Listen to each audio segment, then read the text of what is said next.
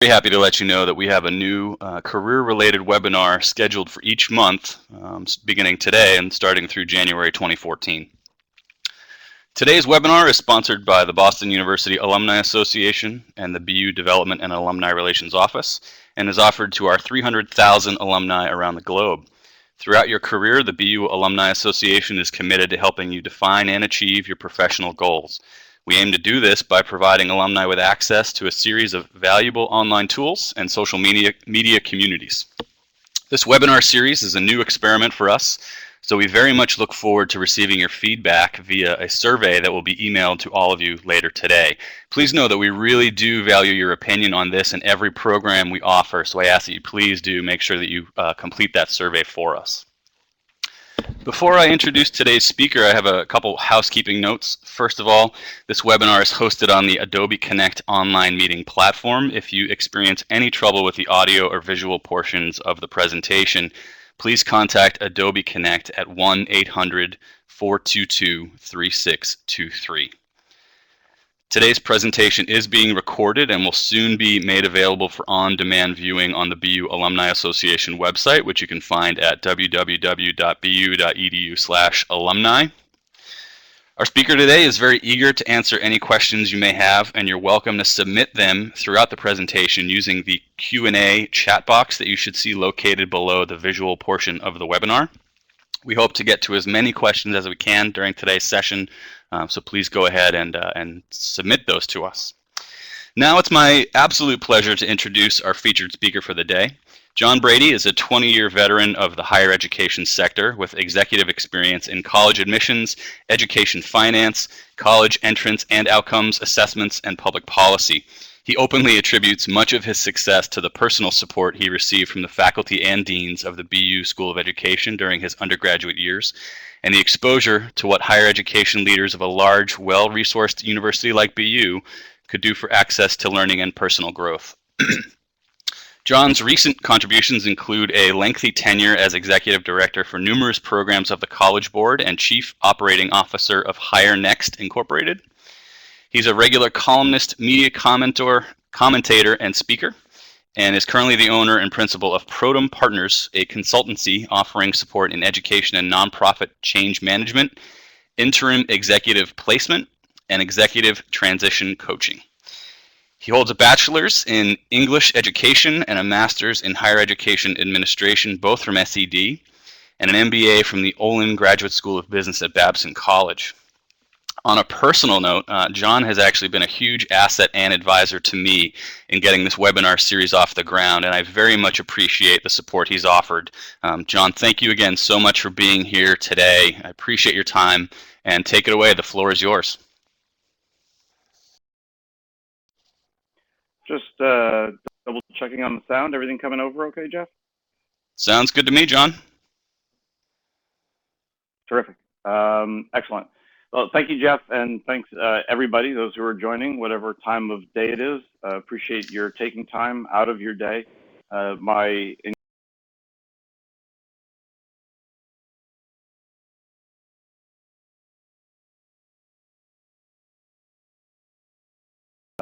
Other things going on at the same time, and while obviously you need to manage your time as you see fit, the hardest thing in the world is to really divide your attention. So if you are able to minimize those kinds of distractions in order to invest in yourself for our time together, I think you'll get that much more out of it. But certainly I understand we've got a lot of different devices and things that compete for our attention and our time. So with that, we can jump right into things.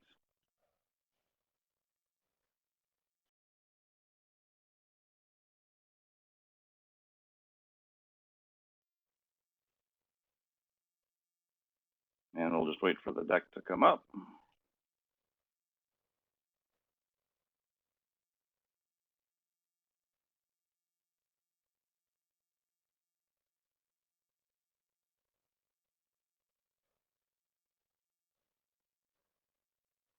Great. So the first thing we're going to do, I do a poll. I start with a poll for a couple of reasons. One is it's a chance to make sure that everything on our interface is working bi-directionally. So the poll is appearing in two places. One is the slide area, and there should be in the Adobe uh, portal, there should be a response area for you to reply. But if you would please, what do you think the best first step is in making your successful career transition? Once we reach a critical mass of response rates, we'll take a pause.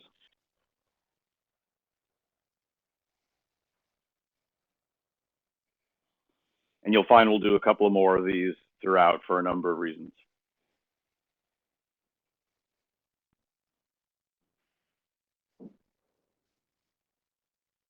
I still see the responses coming in. We'll give it another second, and then we will move forward.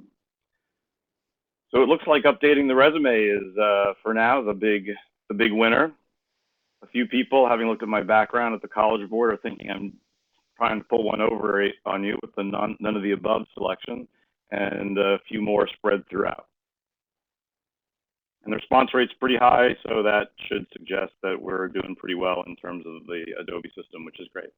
The truth is, these are all things that you need to do at some point, obviously, but the best answer is none of the above. So I did kind of trick you a little bit. So for those of you who were able to think a step ahead of me, that much better.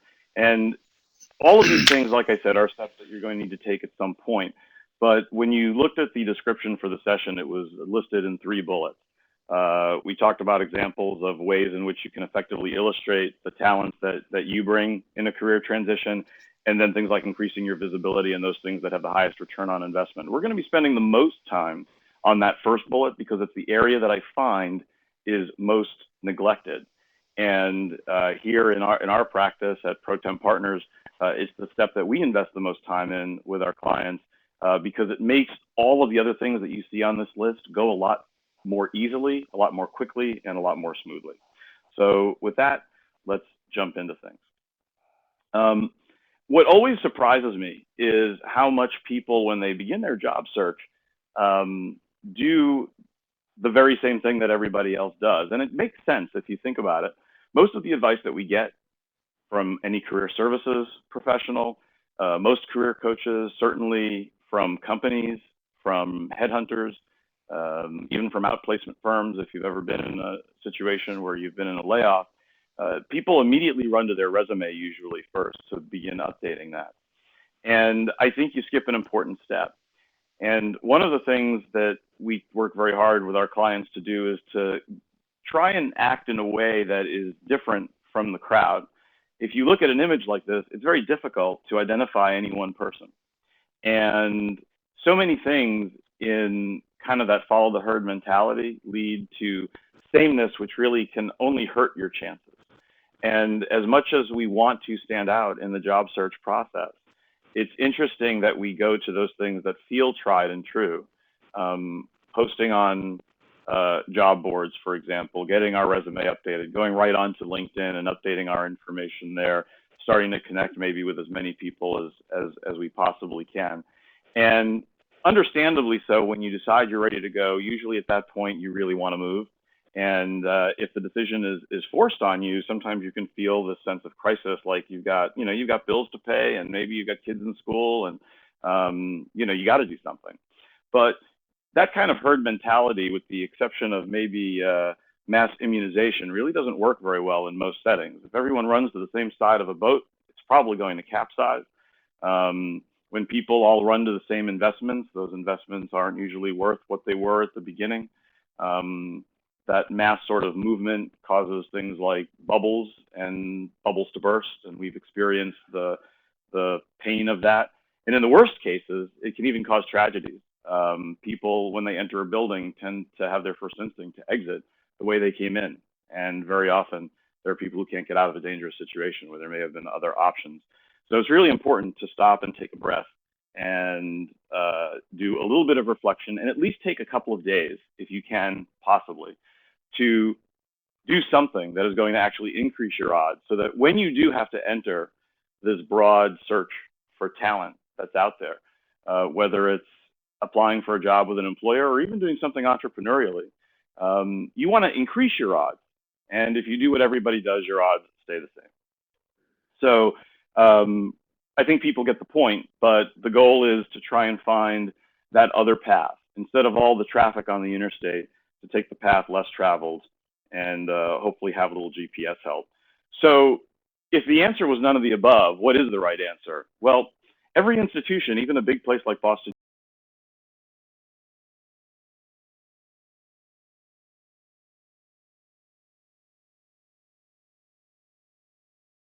before anything external happens. And that happens at a minimum every 10 years. Well, people should really go through a self-study, especially if you're an experienced professional who's looking to make a change. Well, a lot of the things I'm going to say here really apply to just about anybody, including people right out of school or about to be out of school. It's especially applicable to those who have experience, whether it's just 5 or 6 years experience as a professional or 30 years as a professional looking to make a change. And the self-study is part of that. The first thing is starting with transferable skills. This is the most obvious. This is probably one of those moments where, this is one of my duh moments, right? The transferable skills are usually the easiest place to begin if you think about your experience. And in a lot of ways, it's what we're forced to think about, because if we look at most job postings, if you look at the things that most recruiters will ask for, they tend to ask about your experiences. They tend to ask about the how.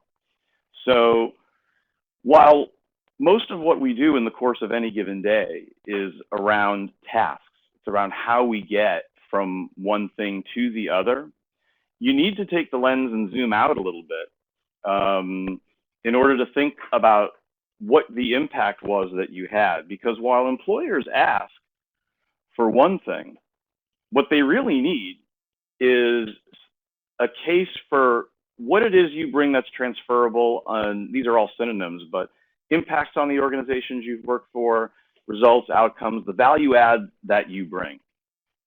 So in a lot of ways, they kind of trick us unintentionally, and they work against themselves, because while they ask for one thing, they really hire for the second. So as one example, one of my clients works in corporate training and development.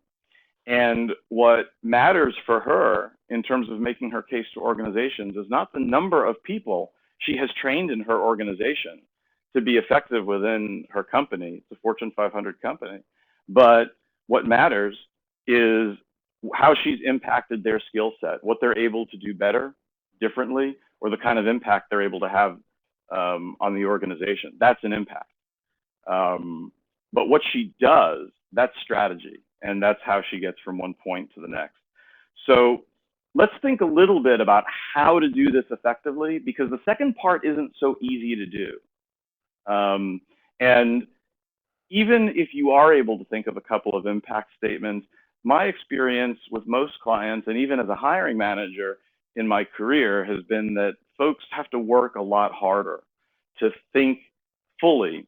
If they can come up with one or two impacts that they've had with some effort, they can come up with more like 5 or 6 in most cases if they really give it some thought. But the way to do that is, before they think about their resume and updating and their online presence and all of those other tasks, is to begin looking at their work differently.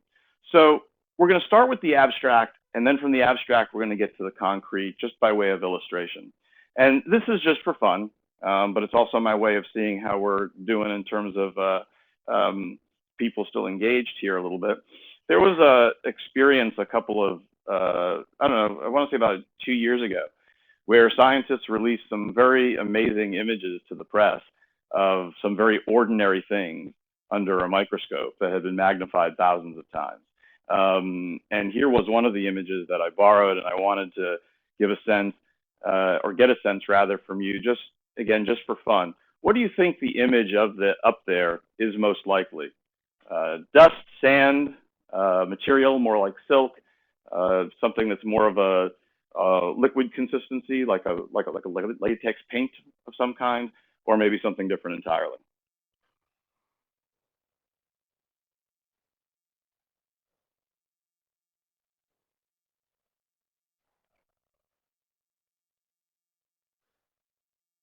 I realize this just may seem like a game to you, but I assure you I have a point for everything I do. I know you're investing your time, and I assume you don't have time.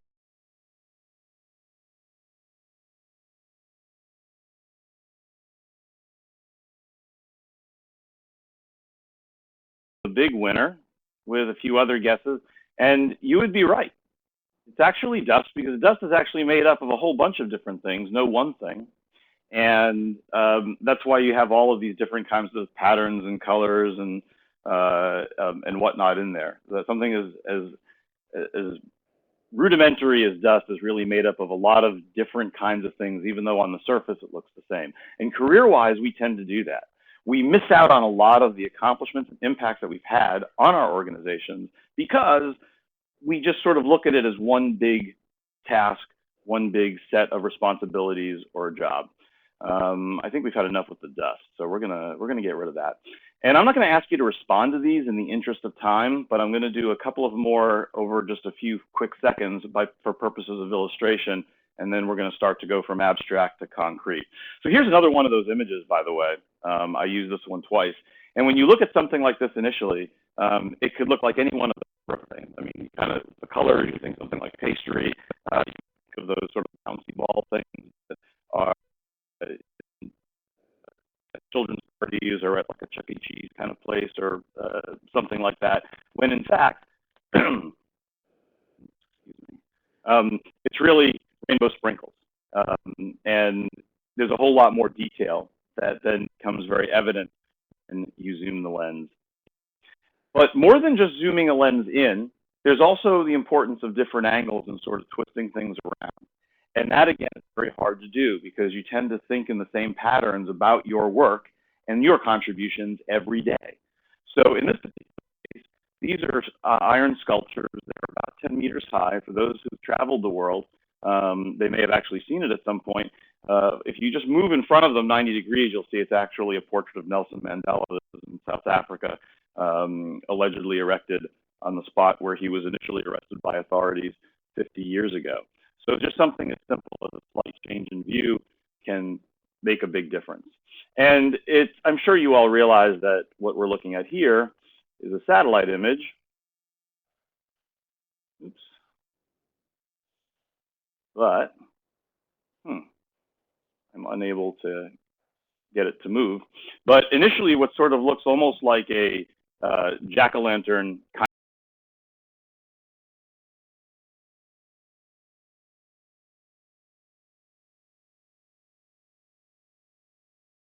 background. But in the interest of time, this is actually, it's just for whatever reason, acting up a little bit at the moment. But if you were to zoom in, what you would actually see close up is that this is really a view of the Boston University campus. And things look very, very different from far up.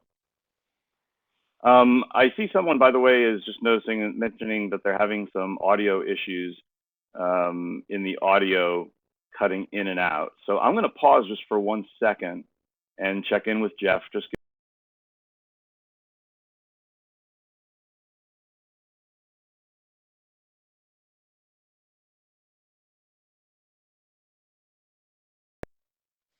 Yeah, John. It's been clearer. I don't know if it's potentially just like a loose cable or what it might be. But I'd say just keep going, and I'll let you know if we lose you entirely. Okay, you Jeff are able to hear okay, so it could be a bandwidth issue.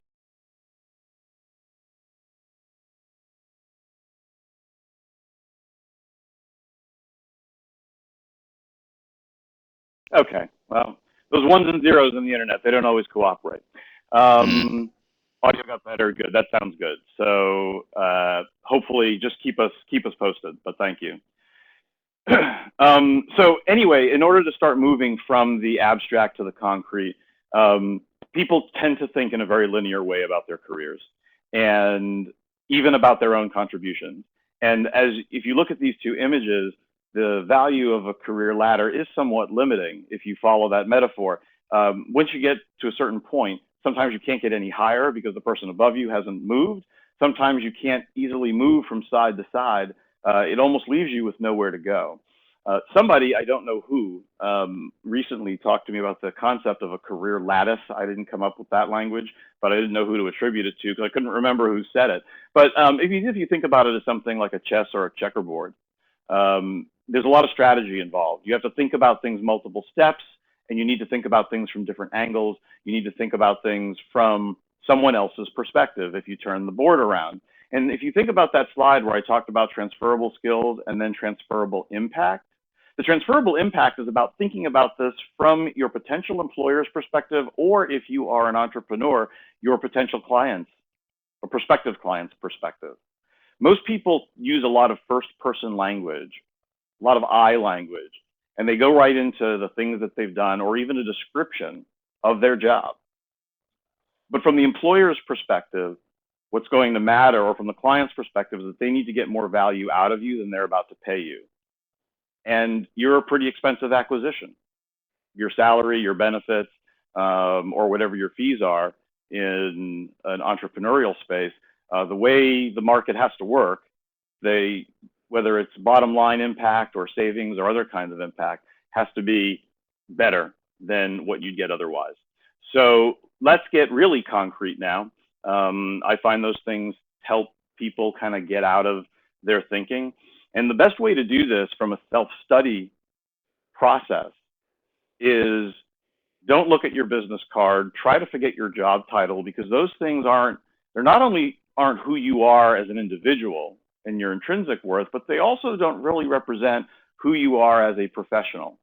Those titles are part of the organization that you work in, but they're really not what you're about and what you offer. So the best way to start this process is to think about maybe about half a dozen questions. Here's one: the kinds of patterns that you tend to see. For those of you who might have seen a movie like A Beautiful Mind with Russell Crowe, where the numbers would sort of jump off the page at him. One of my clients is a finance guy for a big consumer products company. And his talent, he can see things in these giant spreadsheets that nobody else can see. They can see it once he points them out, and once they reason through his logic, but he just almost has this sixth sense for things that don't look right in there. There are probably similar patterns to you, whether they're visual or even if they're qualitative. Think about those kinds of patterns that you see that others don't. And while it still may not seem relevant, I assure you, we're going to make it relevant and tie it to value add in a little bit. Another, what are the kinds of issues people tend to come to you for? What are the things that people either seek out your advice for or say, you know what, Ben, you're always really good at this. Can you take care of X? It could be a design issue. It could be emceeing at an internal training event. It could be any one of a number of things. Are you the fix-it person?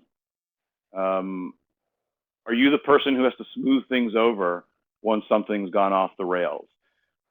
Whatever it is that folks, and think about your personal life as well as your work life, because there's usually a relationship between those two types of things.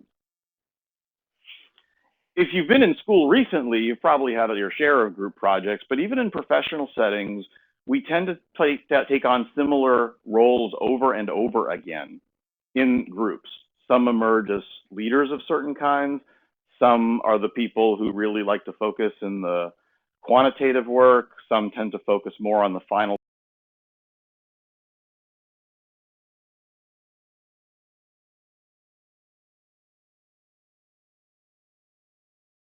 cogently to senior management. Think about the roles you tend to play in those kinds of settings. If you go back through your performance reviews, what words, phrases, or types of synonyms for those come up very often? I had a client who was a 15-year sales rep for a major corporation, but had never been a sales manager. He had launched in several markets. He had been successful in all of those markets. He was the person who usually onboarded new salespeople, including new sales managers, people sometimes 2 levels above him. He was the person who usually served as an ambassador. This was a multinational corporation. So when they would think about how to collaborate and leverage other parts of the company, he was the person they would dispatch. And for a couple of years, they made him the official sales trainer for the organization. He would train every single field person. But he felt like he really was having a hard time stating a case for why he was ready, for sales management. And if you think about his impact on the organization and all of the people that he trained, he had a lot more impact on the bottom line sales and revenue for that organization or that line of business than almost any sales manager would have had. And if you go through the last 3 years of his performance reviews and his letters of recommendation, every single one of them in the very first sentence talked about him being a leader in the organization. But that was something that he was missing because he lacked that title and that structure of direct reports. And while he certainly can't lie about his experience, he certainly can talk about his impact, because that's exactly what sales management is about. It's about getting that impact through a field force. And then give some thought to the types of work activities that you tend to be drawn into and hobbies. Even if you're more passive, even if you're the kind of person who just, when you finally get to stop, you turn on the TV and you just shut down. The stuff that you are drawn to says a lot about the things that not only you're interested in, but those things that usually, we tend to be drawn to things that we're good at. And that is probably, if you think about it, has some connections to the contributions that you've made in the workplace. Now, we're going to take it a step further and turn it into what we talked about before. Oh, and lastly, I almost forgot about this one, which is also give some thought to what it is you're trying to stop doing and why, because the last thing you want is to move into an organization or a type of role where you're going to find yourself doing more of the same. So when we then take all of those abstractions and now we want to make them something concrete for something like a career change, remember what I said earlier and presented earlier, which was impact, results, and outcomes and so forth, your overall value add. Here are some examples of ways in which you might do that and take that kind of information. One of my clients is a very experienced, just happens to also be a salesperson. I'm sorry for the second doing two sales examples. I try to jump around professions, but he's unusually quiet. The exact opposite character that you would expect to be in a sales role. He's someone who's usually at the very top of performance in every organization that he's been in. He's done more financial products and services. In addition to being very quiet, he asks a lot of questions, makes a lot of eye contact.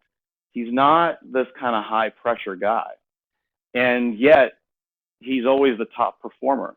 And as he thought about it, he started to realize one of those reasons was because he closes his mouth enough that he can listen and really give people what they want.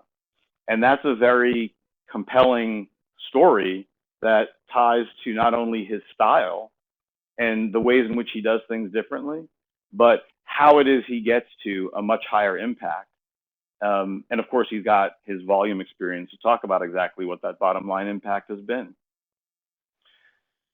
If you think of yourself either as a project manager, or that's even your title, if that's your full-time job, is being a project manager, again, what's the impact on the organization?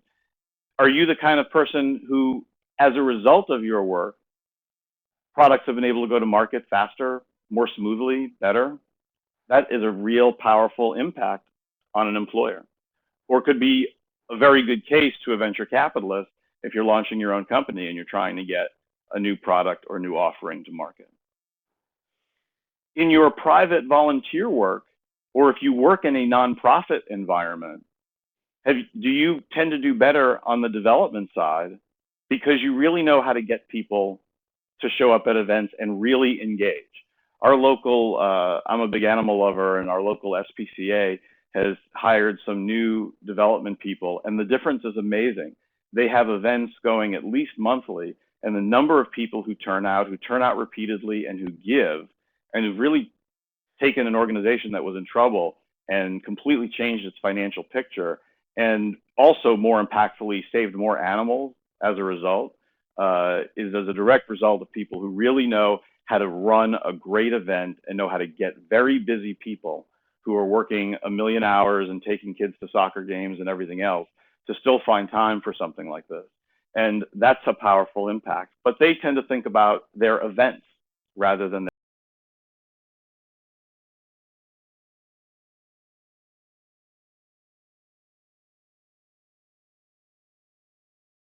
not so much about your new offerings. A lot of people will view an accomplishment as something like, well, we had an introductory course for corporate level writing or writing to senior management and making your case or making effective presentations to senior management. Now we have intermediate and senior level courses, more advanced courses for that as people progress.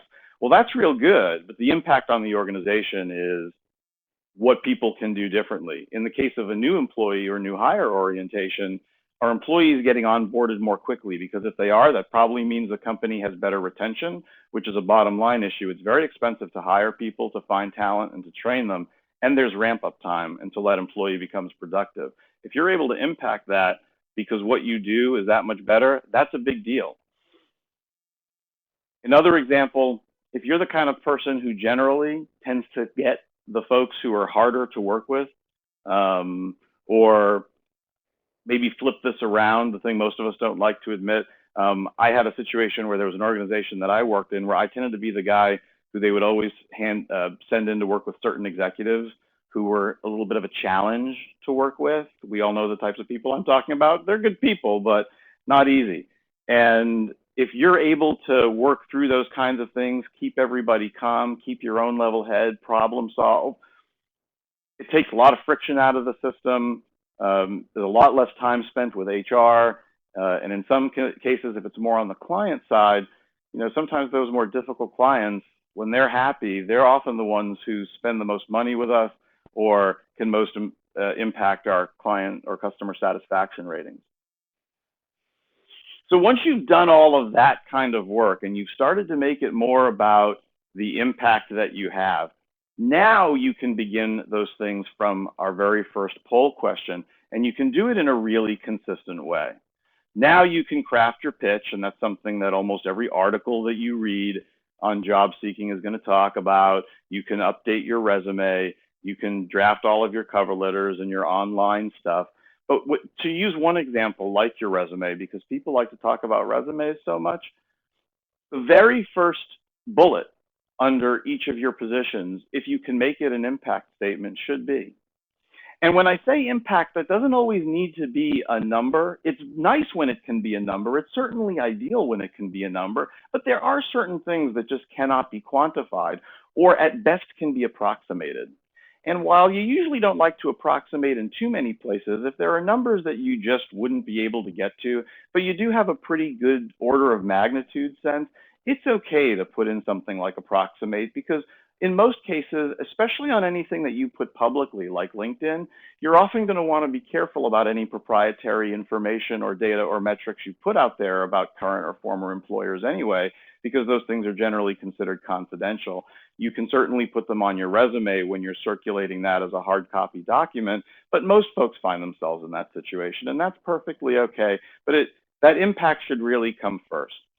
And only describe your role if your titles might be hard to figure out. I have a lot of titles in my background that aren't very descriptive of what I did, so I have to put a little bit in there about what my role was.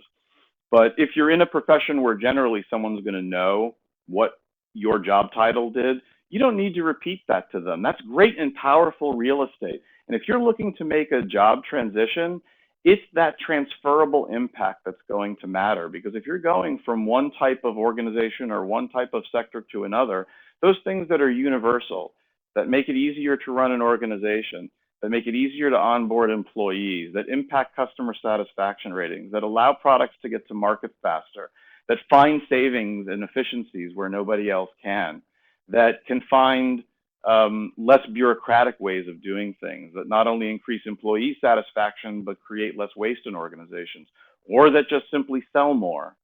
All of those impacts are valuable in the nonprofit, the for-profit, even the government and the political, almost any sector. So what you want to do is make sure that those kinds of things, where you possibly can come first.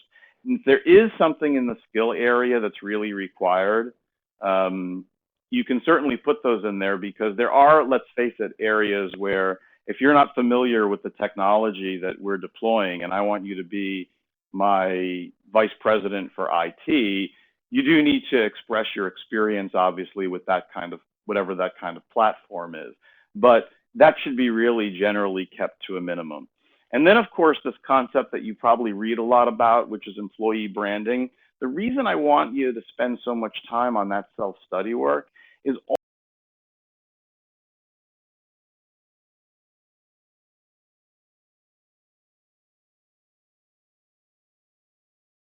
serve a slightly different purpose, and that's okay. But you want people to recognize that they came from the same person, that they have the same voice. When I used to work in college admissions, it was interesting to see what would come in for the long essay questions versus short answer questions. Because I think everybody tended to focus on the essay, and it was like it was coming from two different people, and in some cases it may very well have been. But you don't want that to happen. So while there's a lot of conversation and a lot of stuff in mainstream press about your brand as an employee, and it's legitimate, the bottom line is if I listen to your value add in a 2-minute elevator pitch when you describe what you do and what you're looking for, or I look at your resume, I read your cover letter, or I see your online presence anywhere, especially on something like LinkedIn, there should be something thematic that comes out at me that says, oh, these are the talents that this person brings that goes above and beyond that very linear progression from associate director of X to director of X to senior director of X and so on.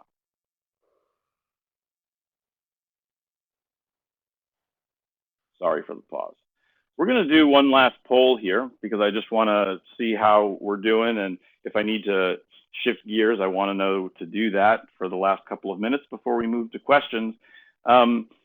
Obviously, any of these things can be good strategies or good things for you to engage in as you're looking to make a career change of any kind, whether it's within your sector or a change in doing something completely different. But if you had to think about what had the highest return for the typical experienced professional for time, what do you think it might be? Let's take a second and do that, which also allows me to take a quick drink of water.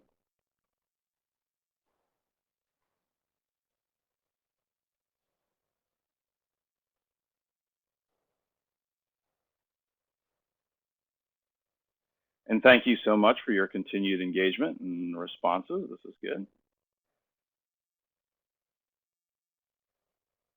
Give another few seconds or a couple of moments for those poll results to come through.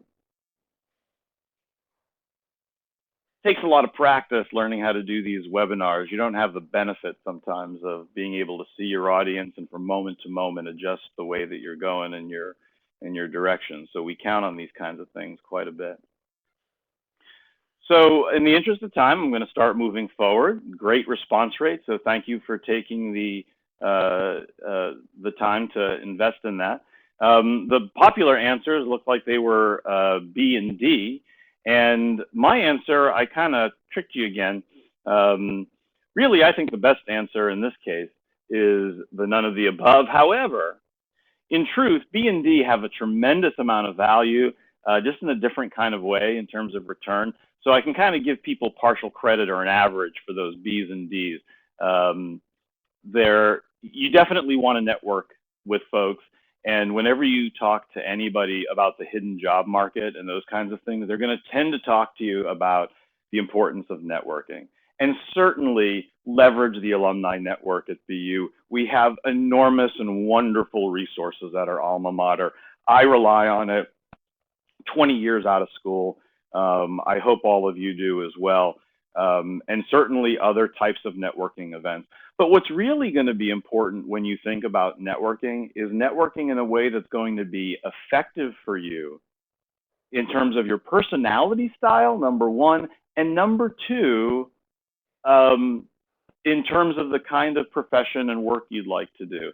There are a lot of folks who will attend networking events that really end up being nothing more than business card swaps, or they'll go to a lot of meetup groups. And meetup groups, I'm a big fan of for certain kinds of things. In fact, you're going to see a thing about meetup in a second. But they tend to be more community oriented in a lot of cases. They're very good for small to medium sized businesses that are doing more local kinds of work.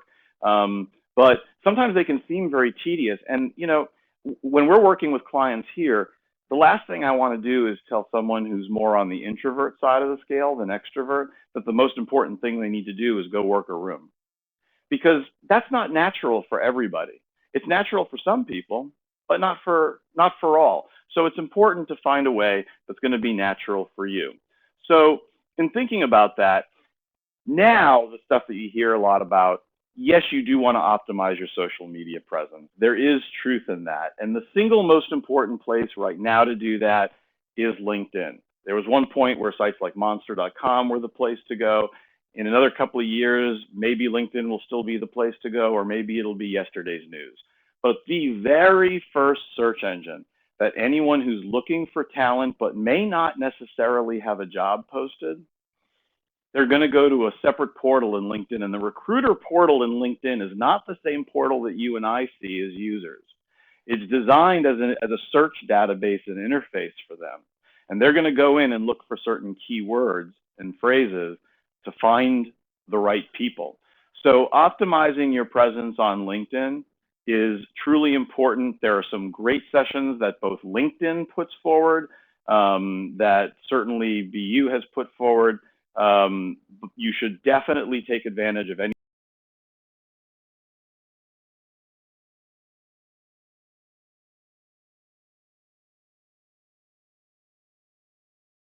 And your current or your most recent job, because kind of like search engine optimization, when you go searching for something in Google, there's an algorithm that controls what recruiters see when they go looking for talent and looking for people.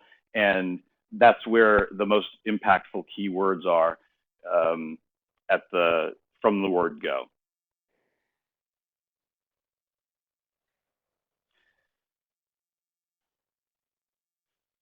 Next, don't underestimate other forms of social media. I'd say within the last 9 months or so, things have really started to migrate into other areas. I actually have a colleague who found a job on Reddit. And if you've never heard of Reddit, it's sort of the wild west of the internet and social media, but it's definitely something that you should at least be familiar with so you know what people are talking about. And most importantly, make sure that you're participating within groups and discussions when you're on social media, such as LinkedIn and whatnot. I have one client who actually got someone to express interest in hiring her for a job that hadn't even been posted yet because of contributions she was making about articles. And this was, by the way, within the BU alumni community. It was a BU alum who was interested in the work of another BU alum, which was great. And I was glad to see her get that stuff. A lot of people do go to conferences to network, and that is certainly still a great place to do it. The one thing, though, that I strongly advise you do that most folks do not, plan and do work ahead of time. It's not just about showing up. If you can get the attendee list in advance, try to get it. Look for the people who might be folks you want to connect with. Look them up on the internet and Google them. You'll usually find profiles on LinkedIn, or if they have a Twitter account or Facebook account, that'll tell you about the things that are of interest to them. And set up meetings with them. I've done that many times. And it's much more important than a lot of the sessions is what happens in the hallways and just sometimes 10, 15-minute meetings. I also often meet with people who I'm not looking for help from, but who I think I can help. When you feed the network, it creates that sort of debit and credit of folks who are looking out for you, and you can expand the number of people who are engaging in a search and interested or who are available to connect you with the right people. Not to mention the fact that it just feels good, but you'll get so much more opportunity out of that than by just showing. And certainly use your pitch, and if you can present at conferences to increase your visibility, you definitely should.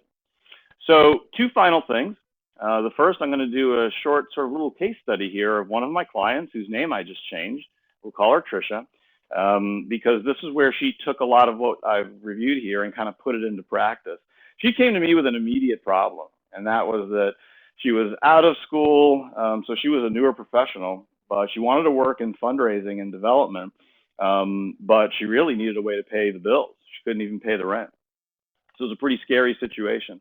And she needed to find work just about anywhere. And she had networked with every single head of development for all sorts of nonprofits in the South Florida area. The first thing she did was she put her resume out on Craigslist with her personal information for security reasons taken off. She got calls from all over the area. And in order to make sure that she could pay her bills, she did.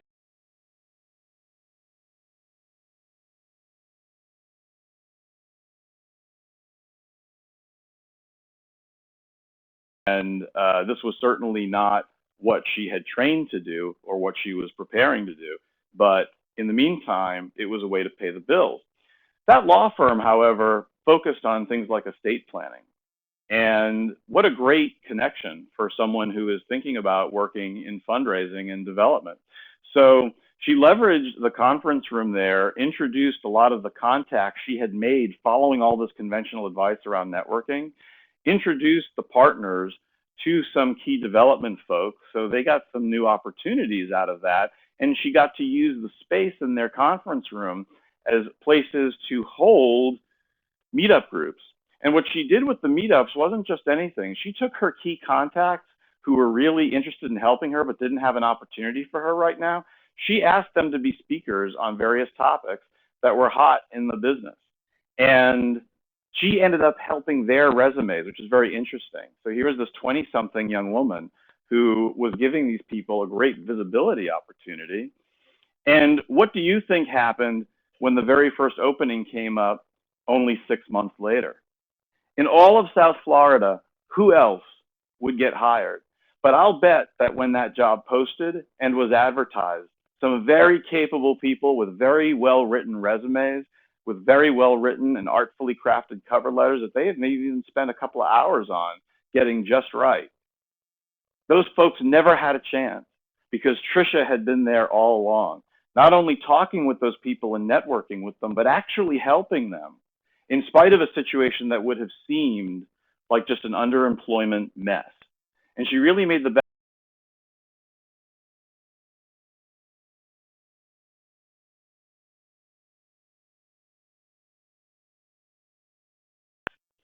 So by way of review, the self-study, you can't really skip that step. If you want to make a transition, or if you're even getting passed over for stuff and you want to be able to move diagonally or accelerate up within an organization, you really need to do some of that self-study work.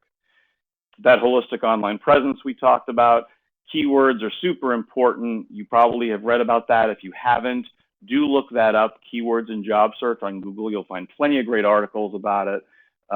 Start with your existing network, which includes your BU network, certainly, and make sure that there's some consistency in everything that you're saying. But most importantly, everything that you do, coming back to that self-study, it has to be authentic to you. Because what I tell all of my clients is that the personal informs the professional.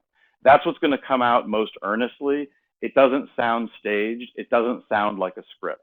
When most people write a elevator pitch as a way of saying, this is what I do or this is what I'm looking for, it often sounds like a telemarketer because it's not natural. If you do that self-study work and you can make that nice and concise, it makes a very compelling case. And then lastly, to make sure we have plenty of time for questions, give us about 10 minutes because we started about 5 or 10 after the hour. If you look for someone who does the kinds of things that me and my firm do, there are a lot of people out there who hang out shingles. There are a lot of people who, for money, will help you in your job transition. But do be careful. And I like to occasionally go out and give people some consumer guidance around this stuff because it's not an industry that's governed. Whoever does that work should definitely have references from current or past clients who you can ask anything of at any time that you can call. They should have a code of ethics that they're willing to share with you.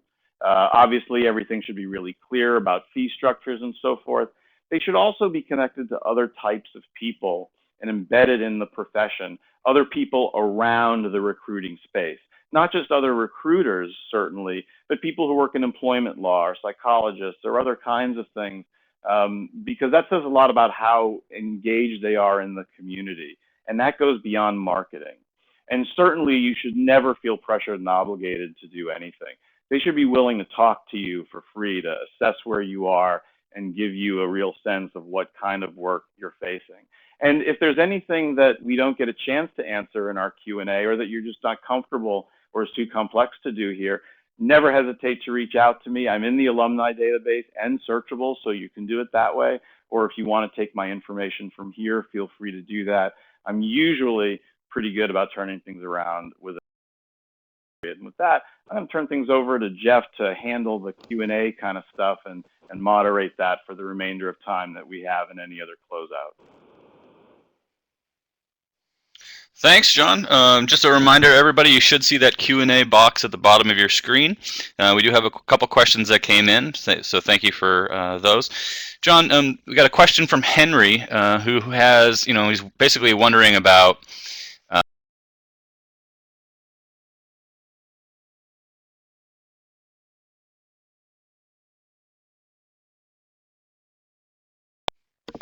That's a hard one to answer because I often, age bias is very real. Not that you need my confirmation, but if you did, sometimes it's good to feel like you're not crazy.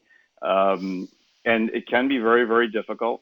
But the reason it's a difficult question for me to answer is not because it's a touchy one, but the reasons it comes up in different situations often has varying causes. Sometimes it's about the way information is presented. Sometimes there are ways that you can use that. The way in which that comes out, based on the way that your resume comes across, or the types of things that you put out in the social media world and whatnot. But generally speaking, if your value proposition is matched properly with the opportunity and experience that you have, you can usually work beyond that. I realize that when you're you really need to find work and get hired. A generic answer like that is not very helpful, but there is so much that goes into that, and it faces probably about 20 to 25% of my clients, but I find it almost always has different root causes and reasons. Some of it is just because people are jerks, and that's the way that, that tells you it's probably a place you wouldn't want to work anyway. But the ways to impact that, most importantly, beyond using these tools, is about thinking about the way in which you speak of yourself, the way you speak of your examples, and it's usually something that's more subtle. So, I wish I could give you something more concrete there, but again, it costs nothing to talk to me. All of my clients get free consults anyway. If you want to dig a little bit over 20, 30 minutes, don't hesitate to give me a call, because I'd like to help you with that if I can. It's very vexing. Got some great questions coming in here. The next one, John, any specific tips on cover letters? Beyond the basics, what are 2 or 3 things that you're seeing that are really successful right now in terms of cover letters? On the cover letter, what I find is most successful is narrative. Do not repeat what's in your resume if you can avoid it. It's extra real estate. The first and foremost, if you are replying to a job posting, which is actually one of the least effective from a response rate perspective, but if you're going to do that, usually, and in many cases, many employers use applicant tracking systems that are looking for keywords. So make sure that you're doing 2 things when you're writing your cover letter. Number one, you're looking for things that seem like keywords from the job description to you, and that you are including them in your cover letter. And then write a narrative around that is compelling. Some of those short sentences I put up there, for example, about the guy who was very quiet, but as a result was a great salesperson, or was an outstanding host, event kind of person, and as a result has impacted fundraising, whatever. That's a great place to tell a story, as long as you can weave those keywords in, because then you're doing 2 things. You're giving the artificial intelligence that's reading your cover letter what it wants, which is keyword hits. And if it gets passed on to a human reader, you're giving that person what every person wants to hear. They want to hear a story. That's a chance to make yourself 3-dimensional. Your resume, your cover letter, they reduce you to something 2-dimensional, and you're not. You're so much more than that. And that's something that I find is very good, as long as both elements are there. Next question. Great, thanks. Maria had an interesting question that I'm trying to find here again. Sorry, I think I accidentally just deleted it, but the question was basically, when a career move has been forced upon you, Mhm. what's the best way to sort of explain that to new and potential new employers while still being truthful? The good news is, ever since the crash in 2008, people losing their jobs has happened in such large numbers that it's not as big of a problem as it was.